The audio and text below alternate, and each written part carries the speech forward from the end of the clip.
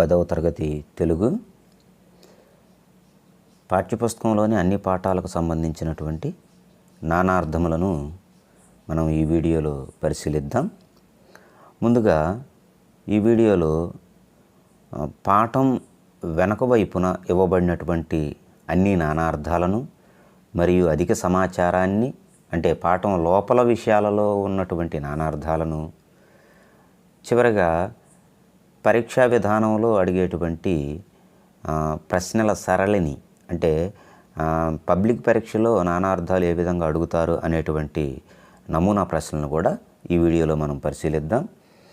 మరి ప్రశ్నపత్రములో, పబ్లిక్ పరీక్షా పత్రములో నానార్థాలకు సంబంధించి 16వ ప్రశ్నగా మరి దీన్ని ఇవ్వటం జరుగుతుంది. ఇది 2 మార్కులకి, అంటే 2 వాక్యాలు ఇస్తాడు. 2 వాక్యాల్లో నానార్థాలకు సంబంధించినటువంటి జవాబులు రాయవలసి ఉంటుంది. వాటిని ఇప్పుడు ముందుగా పరిశీలించి మనం నానార్థాలను వివరించుకుందాం. 16వ ప్రశ్నగా ఇక్కడ ఒక ప్రశ్న ఇవ్వటం జరిగింది. దీన్ని గమనించండి. 16లో 2 ప్రశ్నలు ఉంటాయి. ఆ అనేటువంటి విభాగంలో మొదటి ప్రశ్నగా మనమే జవాబు రాయవలసి ఉంటుంది. ఉదాహరణకి అక్కడ ఇచ్చినటువంటి ప్రశ్న గమనించండి. వీడు ఏ వీడువాడో కదా, వీడు ఏ వీడువాడో కదా. దీనిలో వీడు అనే దాని కింద 2 పదాలు ఇచ్చాడు. ఆ 2 పదాల కింద గీత కొట్టి, గీత గీసినటువంటి పదానికి నానార్థాలు రాయండి అన్నాడు. ఆ గీత గీసినటువంటి పదానికి నానార్థాలను మనల్ని రాయమన్నాడు. అంటే వాటిని మనం జవాబు పత్రంలో రాయవలసి ఉంటుంది. దీనికి జవాబుగా వీడు ఏ వీడువాడో కదా అంటే, వీడు అంటే ఒక మనుష్యుడు అనే అర్థం వస్తుంది. ఏ వీడువాడో కదా అంటే ఏ పట్టణము, వీడంటే పట్టణం అని కూడా అర్థం వస్తుంది. మనుష్యుడు, పట్టణము అనేటువంటి 2 పదాలను మనం నానార్థాలుగా రాయవలసి ఉంటుంది ఈ ప్రశ్నకు జవాబు. అలాగనే రెండవది 16లోనే 2వ ప్రశ్న. సీతాఫలం తినటం వలన ఎన్నో ఫలములు ఉన్నాయి. సీతాఫలం తినటం వలన ఎన్నో ఫలములు ఉన్నాయి. ఫలం అనేటువంటి 2 పదాల కింద గీత గీసి వీటికి సరైన నానార్థాలను గుర్తించండి అని 4 ఆప్షన్లు ఇవ్వటం జరిగింది. ఈ 4 సరైనటువంటి జవాబును మనం గుర్తించి జవాబు పత్రంలో రాయవలసి ఉంటుంది. సీతాఫలం, మనకి ఈ నానార్థాలు అనేటువంటిదే కాస్త ఉన్న అంశాలు, వ్యాకరణాంశాలన్నిటిల్లో కూడా కాస్త కఠినంగా అనిపిస్తుంది. ఏది, విద్యార్థుల సామర్థ్యాన్ని దృష్టిలో పెట్టుకుని ఆలోచించినట్లయితే. అయితే ఇక్కడ అడిగే విధానం కాస్త అనుకూలమైన విధానం కాబట్టి వాక్యాన్ని బట్టి మనం జవాబును ఊహించగలిగినట్లుగా మనం దాన్ని అలవాటు చేసుకోవాలి. సీతాఫలం అనే దగ్గర ఫలం కింద గీత గీశాడు కాబట్టి ఫలం అంటే అక్కడ ఏ అర్థంలో ఉపయోగించబడింది? పండు. సీతాఫలం తినడం వలన ఎన్నో ఫలములు ఉన్నాయి కాబట్టి మొదటి దానికి పండు, రెండోసారి ఉపయోగించిన ఫలం అనే దానికి ప్రయోజనం. ఇచ్చిన 4 ఆప్షన్లో మొదటి ఆప్షన్లోనే ఉంది పండు ప్రయోజనం, రెండో ఆప్షన్లో పండు నష్టం, 3 కాయ పిందె, 4 పూత పిందె. కాబట్టి ఈ విధంగా మనం సరైన జవాబును గుర్తించవచ్చు. సరైన జవాబు వచ్చేసరికి పండు ప్రయోజనం. ఈ విధంగా మనకి అవగాహన కాస్త ఉంటే ఆ వాక్యంలో ఉన్నటువంటి భావాన్ని బట్టి మనం సరైనటువంటి నానార్థాన్ని కూడా గుర్తించగలము. కాబట్టి ఇది కష్టమైనదిగా భావించకుండా చక్కగా నేర్చుకుంటారని ఆశిస్తున్నాం. ఇప్పుడు అన్ని పాఠాలలో ఇవ్వబడినటువంటి నానార్థాలను ఒకసారి వివరంగా పరిశీలించి తెలుసుకుందాం. మరికొన్ని ప్రశ్నలను మనం ఈ వీడియో చివరి విభాగంలో వివరించుకుందాం. ఇక్కడ నానార్థాలు. వాసము అనేటువంటి పదానికి ఇల్లు, వస్త్రము, కాపురము అని నానార్థం.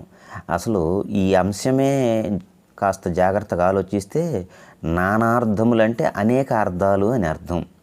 పర్యాయ పదాలంటేనేమో ఒక పదానికి అదే అర్థాన్ని ఇచ్చేటువంటి పదాలను పర్యాయ పదాలు అంటారు. కానీ నానార్థములంటే వేరువేరు అర్థములు, ఒకే పదానికి వేరువేరు అర్థములు చెప్పడాన్ని నానార్థం అంటాం. వాసము అంటే మనకు తెలిసి ఇల్లు. ఖచ్చితంగా మనకు ఒక అర్థం అయితే తెలుస్తుంది, ఎందుకంటే మనం నిత్యం ఉపయోగిస్తాం కాబట్టి. అలా కాకుండా దానికి మరి వేరే అర్థములు ఏమున్నాయో తెలుసుకోవటమే ఈ ప్రశ్నలోని కాస్త సంక్లిష్టత. వాసము అంటే ఇల్లు, వాసము అంటే వస్త్రము, కాపురము అని కూడా అర్థాలున్నాయి. సూత్రము, సూత్రం అంటే దారము. మనకి సముద్ర లంఘనంలో వస్తుంది. హనుమంతుడు సముద్రం వైపు సూత్రము అనేటువంటి పదాన్ని ఉపయోగిస్తాడు. దారాన్ని పట్టుకున్నట్లుగా రాబోయేటువంటి రామసేతు నిర్మాణం కొరకు సూత్రమాడ్కి అంటాడు, దారం పట్టుకున్నట్లుగా ఉంటుంది అని. అలాగనే మనకి ఈ పాఠంలో కూడా మాతృభావనలో శివాజీ నీ ఆయుసూత్రములేవ తురుంచుకునేదివో అంటాడు. సూత్రం అంటే దారము, వ్యాకరణ సూత్రము, నియమము. చరణము ముఖ్యమైనటువంటి నానార్థం ఇది. చరణము అనేటువంటిది, చరణము అంటే పాదము అంటే కాలు, పద్యపాదము అంటే పద్యంలో ఉన్నటువంటి 4 ఒక్కొక్క పాదాన్ని పద్యపాదం అంటాం. వేద భాగము, వేద భాగాన్ని కూడా చరణము అని అంటాం. హరి, ఇది ముఖ్యమైనదే. హరి అంటే విష్ణువు, కోతి. సముద్ర లంఘనంలో కోతి అనే సందర్భంలో ఉపయోగించాడు. హరిశరమపుడసురపురాభిముఖంబై అన్న సందర్భంలో హరిశరము అంటాడు. ఆంజనేయుణ్ణి అంటే కోతి అనేటువంటి అర్థంలో హరి అనే పదాన్ని ఉపయోగిస్తాడు. హరి అంటే విష్ణువు, కోతి, యముడు, సింహము, ఇంద్రుడు. రత్నము మణి, శ్రేష్టము, పద్మరాగము. వెల్లి అత్యంత ముఖ్యమైనదిగా భావించండి, పరీక్షల్లో అడగడానికి అవకాశం ఉన్నటువంటిది. వెల్లి అంటే ప్రవాహము, పాలవెల్లి, పరంపర. ప్రవాహము, పాలవెల్లి, పరంపర. వెన్నెల వెల్లి పాల్కడలి వేకదనంబున వేర్చి అంటాడు. వెన్నెల వెల్లి అంటే వెన్నెల ప్రవాహం అని, పాలవెల్లి, పరంపర. కుండలి, కుండలి అంటే పాము, నెమలి, వరుణుడు. కుండలి అంటే పాము, నెమలి, వరుణుడు. పాఠంలో మనకి కుండలి భవత్ పన్నగ కల్ప తల్పనము అని అంటాడు. పాము అనేటువంటి సందర్భంలో ఈ పదాన్ని ఉపయోగించడం జరిగింది. కుండలి అంటే పాము, నెమలి, వరుణుడు. నెట్ట ఒడుచు అంటే ఉప్పొంగుచు, విజృంభించు, రోమాంచితమగు. వివరము ముఖ్యమైనది. వివరము అంటే రంధ్రము, వివరణము, సొరంగము. వివరము అంటే రంధ్రము, వివరణము, సొరంగము. రంధ్రమని మనకి ధన్యుడు పాఠ్యాంశంలో చెప్పబడుతుంది. వివరము, వివరము త్రవ్వి చూచెదగాక అంటాడు. అంటే ఈ ఎలుక యొక్క రంధ్రాన్ని త్రవ్వి చూస్తాను అని. అలాగనే వివరం అంటే వివరణ, కాబట్టి రంధ్రము అని వస్తుంది, వివరణ అని వస్తుంది అన్నమాట. సొరంగము అని కూడా వస్తుంది. వనము తోట, అడవి, జలము. వనజము అంటే అక్కడ వనజము అనే దాంట్లో వనం అంటే నీరు, జ అంటే పుట్టడం, నీటి యందు పుట్టినది పద్మం వనజము అంటే. ఇక్కడ వనము అన్నా కూడా తోట అని వస్తుంది, జలం అని వస్తుంది, అడవి అని వస్తుంది. ఫలము ముఖ్యమైనది. ఫలం అనేటువంటిది, ఫలం అంటే పండు, ప్రయోజనము, సంతానం. ఫలం అంటే పండు, ప్రయోజనం, సంతానం. అమృతము, అమృతం అంటే సుధ, మృతము కానిది అంటే అమృతం. సుధ, నెయ్యి, పాలు, నీళ్లు. ముఖ్యమైనది గమనించండి. అమృతం అంటే సుధ, నెయ్యి, పాలు, నీళ్లు. రాజు. రాజు అనేటువంటి పదానికి నానార్థాలు ప్రభువు, చంద్రుడు, ఇంద్రుడు, క్షత్రియుడు. రాజు అంటే ప్రభువు, మనకు తెలిసిందే.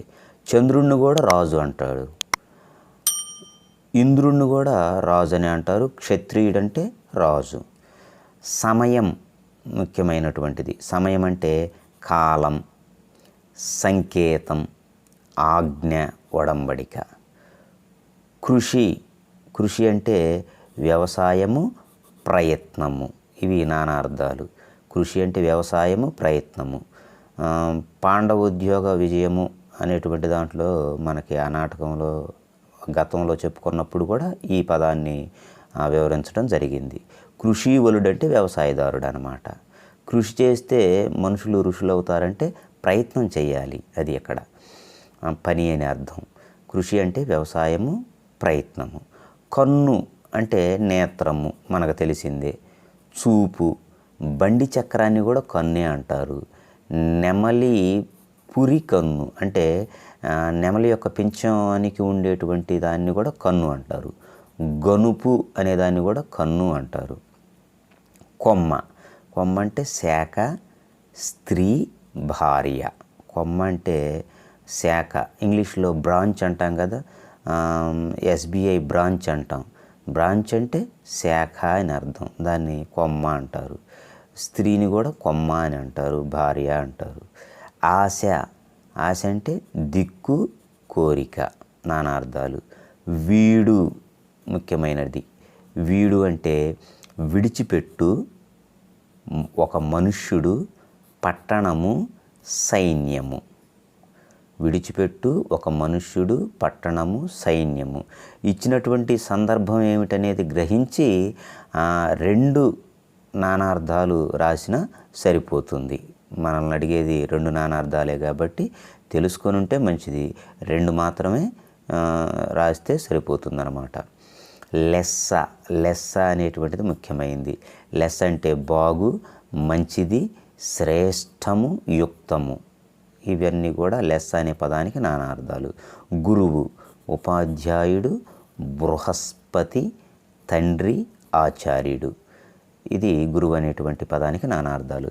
ఇంతవరకు మనం పాఠ్య పుస్తకంలో ప్రతి పాఠం వెనక వైపున ఇవ్వబడినటువంటి నానార్థాలను గమనించాం. ఇప్పుడు పాఠం లోపలి విషయాలకు సంబంధించిన అధిక సమాచారాన్ని కూడా మనం తెలుసుకుందాం. పతి. అధిక సమాచారంలో ఒకటి పతి. పతి అంటే భర్త, ప్రభువు, యజమానుడు. భాగ్యము అంటే సంపద, అదృష్టము.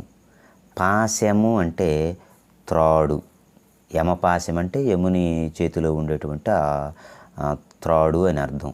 పాశం అంటే త్రాడు. ఆయుధము అని కూడా వస్తుంది, బాణం అని కూడా వస్తుంది. బలము, సత్తువ, సేన, శరీరము. బలం అంటే సత్తువ, సేన, శరీరము. మాత అంటే తల్లి, ఆవు, భూమి, లక్ష్మి. అర్ధము అంటే ధనము. అర్ధములు నిత్యములుగావు యవ్వనము జరీ వేగతుల్యము అనేటువంటి దాంట్లో అర్ధము అంటే ధనము, ధన్యుడి పాఠ్యాంశంలో. అలాగనే అర్ధము అంటే సగభాగము. ఇంగ్లీష్లో ఆఫ్ అంటాం కదా. అర్ధం అంటే ధనము, సగభాగము. శబ్దార్థము అంటే ఆ శబ్దం యొక్క వివరణ అన్నమాట, శబ్దార్థము. శ్రీ. శ్రీ అంటే సంపద, సాలెపురుగు, లక్ష్మి, విషము. ఇది ముఖ్యమైనటువంటి అర్థంగా గమనించండి నానార్థాల్లో. కులము అంటే వంశము, జాతి, దేశము. వర్షము. వర్షం అంటే మనకు తెలిసి వాన. అలాగనే మబ్బు. వర్షం అంటే సంవత్సరం అని కూడా అర్థం వస్తుంది. వార్షికోత్సవం అని చెప్తాం కదా. వార్షికోత్సవం అంటే సంవత్సరానికి ఒకసారి చేసేటువంటి ఉత్సవం అని అర్థం. వర్షము అంటే సంవత్సరం. వార్షిక పత్రిక అంటే సంవత్సరానికి ఒకసారి విడుదల చేసే పత్రిక. వర్షం అనే దానికి వాన. వాన, మబ్బు, సంవత్సరం, ఇవి నానార్థాలు. ఊరు. ఊరు అంటే గ్రామం, తొడ, వృద్ధి పొందు. పక్షము. పక్షము అంటే రెక్కలు, 15 రోజులు, ప్రక్క, శరీరము, వైపు. ఇక్కడ 5 పదాలు ఇవ్వటం జరిగింది. ఈ 5 పదాలు నేర్చుకొనుటకే, కానీ పరీక్షా విధానంలో మాత్రం 2 పదాలు రాస్తే సరిపోతుంది. పక్షము అంటే నీవు ఎవరి పక్షం అంటే నువ్వు ఎవరి వైపు అని అర్థం. నెలకు 2 పక్షములంటే 15 రోజులు అని అర్థం. పక్షములు కలిగినది ఏమిటి అంటే రెక్కలు కలిగినది ఏమిటి? పక్షి. అంటే పక్షములు కలిగినది కాబట్టి పక్షి. శరీరము అని కూడా వస్తుందన్నమాట. కాబట్టి పక్షం అనేటువంటి దానికి ఇవి నానార్థాలు. రెక్కలు, 15 రోజులు, ప్రక్క, శరీరము, వైపు. కాలము ముఖ్యమైనది. కాలము అంటే సమయము, నలుపు, మరణము, అదును. అదును అంటాం కదా, అదును చూసి పొలం దున్నాలంటారు, అంటే కాలం చూసి అని అర్థం. కరము, చేయి, కిరణము, తొండము. కరము అంటే చేయి, మనకు తెలిసింది. కరములు అంటే చేతులు అని అర్థం. కరము అంటే చేయి.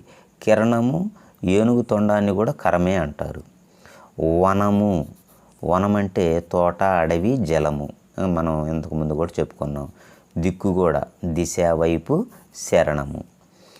గుణము, స్వభావము, వింటి నారి, త్రాడు, దయ. గుణం అనే దానికి స్వభావము, వింటినారి అంటే విల్లు గట్టేటువంటి తాడును కూడా గుణము అని అంటాం. యతి, యతి అంటే సన్యాసి, నియమము, వితంతువు. వాసము అంటే ఇల్లు, కాపురము, పరిమళము, వస్త్రము. మనకి గతంలో కూడా వచ్చింది ఈ పదము. మిత్రుడు అనే పదానికి ముఖ్యమైనవిగా భావించండి. మిత్రుడు అంటే స్నేహితుడు అని అర్థం వస్తుంది. అలాగనే సూర్యుడు అని కూడా అర్థం వస్తుంది.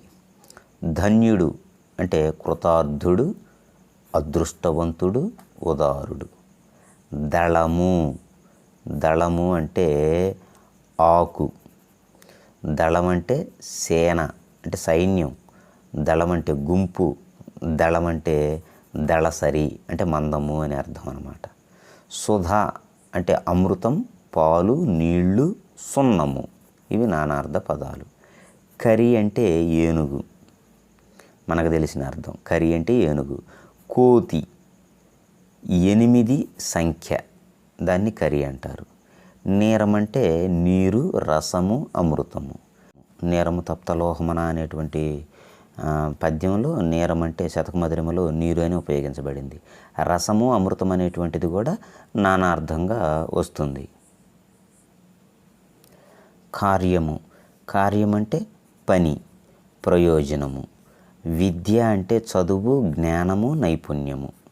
విద్య అనే పదానికి నానార్థాలు. చదువు మనకు తెలిసింది. జ్ఞానమును కూడా విద్య అంటారు, నైపుణ్యాన్ని కూడా విద్యే అంటారు. ముద్ర, ముద్ర అంటే మనకు తెలిసి గుర్తు, అడుగు వేయటం. అడుగు వేయటాన్ని కూడా ముద్రే అంటారు. జ్ఞాపిక కూడా ముద్రే, చెక్కిన ఉంగరం. రామాయణంలో సీతమ్మ వారిని వెతకడానికి దక్షిణ దిక్కును వెళ్ళినటువంటి హనుమంతునికి రామముద్రికను ఇవ్వటం జరిగింది. అంటే రాముని యొక్క నామాన్ని చెక్కినటువంటి ఉంగరము అని అర్థం, చెక్కిన ఉంగరం. కాబట్టి ముద్ర. వడి అంటే వేగము, వేగము, కాలము.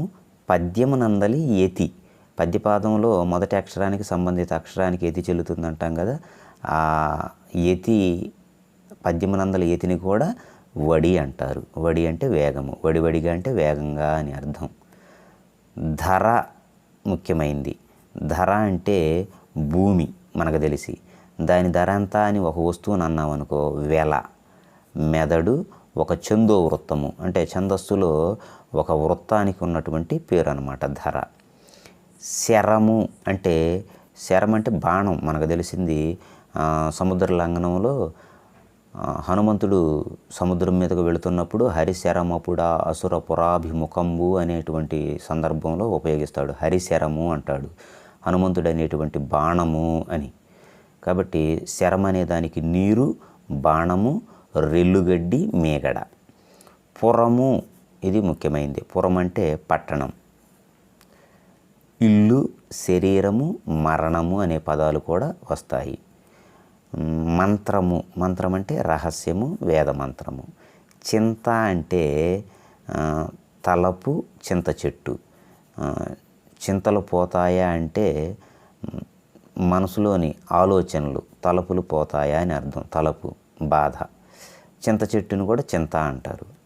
కాడు, ఇది మనకు మాణిక్యవేణలో వస్తుంది కదా, కాడు వీడు అన్నప్పుడే మూడులు చిగురించేలా అని. కాడు అంటే అడవి. శ్మశానాన్ని కూడా కాడు అంటారు. సత్యహరిచంద్రయంలో ఒక సన్నివేశంలో వస్తుంది కాడు అనేటువంటి పదం. గుర్చుకొను, ఇవి నానార్థాలు కాడు అనేదానికి. కాటిసీను అంటారు కదా, అంటే శ్మశానం అన్నమాట. కాడు అంటే అడవి, కాడు అంటే శ్మశానము, గుర్చుకొను, ఇవి నానార్థాలు. అడుగు, అడుగంటే ప్రశ్నించడం, అడగటం అన్నమాట. యాచించడాన్ని కూడా అడగటమే అంటారు, అంటే అడుక్కోవడం. కొలత, అడుగు అనేటువంటిది కొలతలో ఒక భాగమే కదా, పాదాన్ని కూడా అడుగే అంటారు.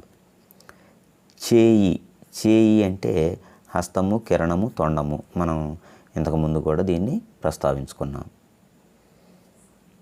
మబ్బు, మబ్బు అంటే మేఘము, చీకటి, అజ్ఞానము. దృష్టి, దృష్టి అంటే చూపు మనకు తెలిసి.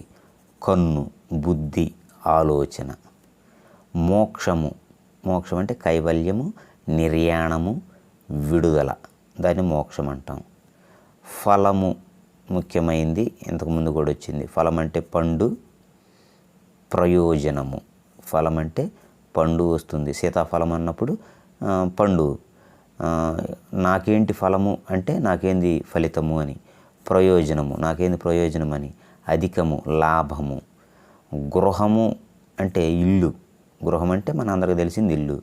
గృహము అంటే భార్య అని వస్తుంది, కుటుంబం అని వస్తుంది, పేరు అని వస్తుంది. కాయ అంటే చెట్టుకాయ, బిడ్డ, చేతి బొబ్బ. చేతికి అప్పుడప్పుడు పనిచేసినప్పుడు చేతికి కాయ గట్టింది అంటారు. అంటే చేతికి బొబ్బ అంటే ఒక ఉబ్బెత్తుగా ఒక గాయంలాగా అవుతుందన్నమాట. కాయ అనేది బిడ్డ అనే సందర్భం కూడా ఉపయోగిస్తారు. గంధము అంటే చందనము, గంధకము, సువాసన, గర్వము. ఆకాశం అంటే నింగి, శూన్యము. ఇవి నానార్థాలు. అలాగనే మరి ఒక నానార్థ పదం పాలు. పాలు అంటే క్షీరము, భాగం. సమపాలు అంటే సమానమైన భాగం అని అర్థం. క్షీరము, భాగం, చెట్టు రసము, వంతు. నాకు కూడా పాలు ఉంది అంటే నాకు కూడా వంతు ఉంది అని అర్థం. ఇవి మన 10వ తరగతి పాఠ్యపుస్తకంలో ఉన్నటువంటి నానార్థాలు అధిక సమాచారంతో కలిపి. ఇక్కడ ఇవ్వబడినటువంటి ప్రశ్నను ఒకసారి గమనించండి. మనం పరీక్షా విధానంలో ఏ విధంగా అడుగుతాడో ఈ వీడియో యొక్క ప్రారంభంలో తెలుసుకున్నాం ప్రశ్న విధానాన్ని. మరి ఒక ప్రశ్నను గమనిద్దాం. 16వ ప్రశ్నగా, దేశ భాషలందు తెలుగు లెస్సయని రాయలు లెస్సగా పలికెను. దేశ భాషల యందు తెలుగు లెస్సయని రాయలు లెస్సగా పలికెను. లెస్స, లెస్స అనేటువంటి రెండు పదాల కింద గీత గీసిన పదానికి నానార్థాలు రాయమన్నాడు. దానికి నానార్థం ఏమిటి? దేశ భాషల యందు తెలుగు లెస్స అని. లెస్స అంటే మంచిది అని అర్థం. అక్కడ రాయలు లెస్సగా పలికినంటే బాగుగా పలికాడు అని అర్థం. కాబట్టి మంచిది, బాగు అనేటువంటిది జవాబుగా మనం జవాబు పత్రాల్లో రాయవలసి ఉంటుంది. తర్వాత రెండవ ప్రశ్న, అంటే 16లోనే రెండవ ప్రశ్న. ఫలము వలన తల్లిదండ్రులకు ఫలము ఉండాలి. ఫలము వలన తల్లిదండ్రులకు ఫలము ఉండాలి. గీత గీసిన పదానికి సరైన నానార్థాలు గుర్తించండి. ఫలము, ఫలము గీత గీయబడింది. దానికి నానార్థాలు వచ్చేసరికి ఫలము వలన అంటే ఇక్కడ మనం ఇందాక అనుకున్నట్లు ఫలము అంటే పండు అనేది వంటిది రాదు. ఇక్కడ సందర్భానుసారముగా ఇక్కడ అర్థం మారుతుంది. ఫలము వలన తల్లిదండ్రులకు అంటే ఇక్కడ ఆప్షన్స్లో పండు సుఖం, సంతానం ప్రయోజనం, పెళ్ళి లాభం, పిల్లలు ధనం, ఈ 4 ఇచ్చాడు. వీటిల్లో ఫలము వలన తల్లిదండ్రులకు ఫలము ఉండాలంటే ఫలం అంటే ఇక్కడ సంతానం. అంటే సంతానం వలన తల్లిదండ్రులకు ఫలము ఉండాలి, ప్రయోజనం ఉండాలి. కాబట్టి ఇవ్వబడినటువంటి ఫలము అనే పదానికి నానార్థాలు సంతానం, ప్రయోజనం. ఈ విధంగా మనం సరైన జవాబును గుర్తించగలగాలి. కాస్త మనసు పెట్టి ఆలోచిస్తే ఈ నానార్థాలను కూడా చక్కగా 2 మార్కులకు 2 మార్కులను మనం పొందగలుగుతాం. ఈ విధానంలో మరి అభ్యాసం చేయవలసిందిగా కోరుకుంటున్నాను.